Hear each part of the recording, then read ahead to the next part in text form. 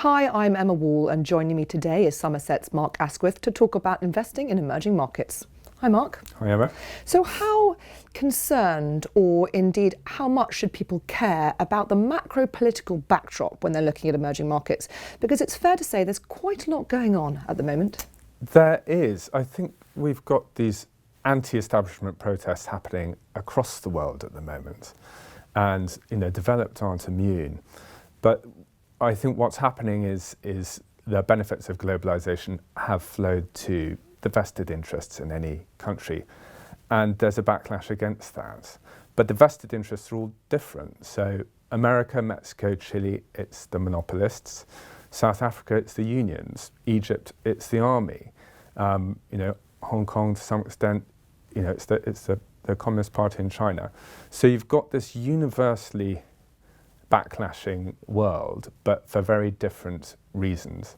And I think it's how much any individual country can adapt to that, which is important. And indeed how much the companies that are listed in those countries are sensitive to what's going on, because sentiment does impact a market overall, but to differing degrees, company dependent. Yes, I think the country's fate is more important than the companies here. But the assumption is that the emerging markets are more fragile.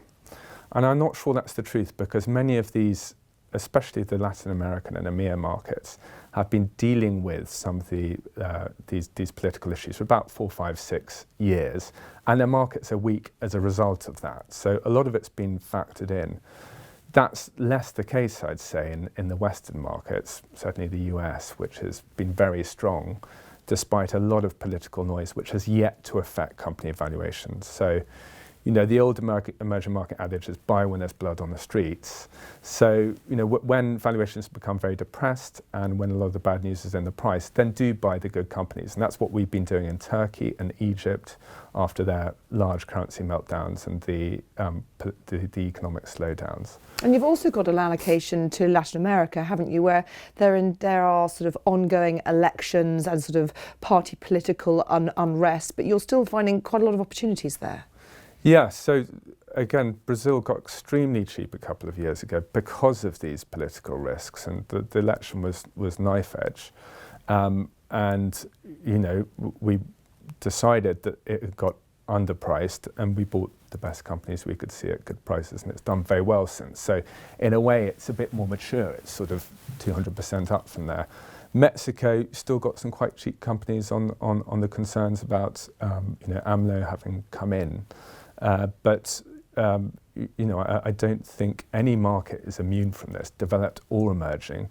It's about how much has been priced in and how much the country is reacting to it and trying to defray some of those vested interests. So it's about whether it comes through the ballot box or through the gun.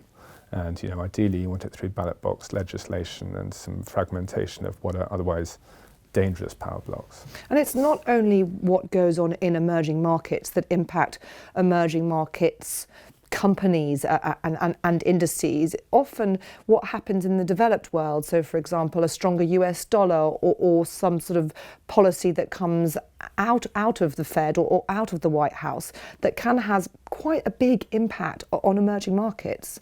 How do you balance that risk? That's absolutely right. I mean, there's one of the strongest correlations in the world, which I wouldn't say is going to end, is between emerging market strength and dollar weakness, or the inverse. And that's because, the flow of capital aggregates in the States, and when people are feeling happier to lend, then it will flow out again, and vice versa. So I think the core to that goes back to the balance sheet issues. Now, I'd characterise the emerging markets as irresponsible teenagers who you wouldn't give your credit card to. You might give them some pocket money and bail them out of jail occasionally, but you're not going to give them any long-term financing. Whereas the developed markets have taken on a huge amount of debt. And this is the paradoxical truth, which is it's hard to get one's head around, but the developed markets have got the long-term debt problems. None of the emerging markets do, with the exception of China. So you've actually got lower debt to GDP levels in all the emerging markets than you do in the developed, and the populism and the austerity in the developed all attempts to work this out.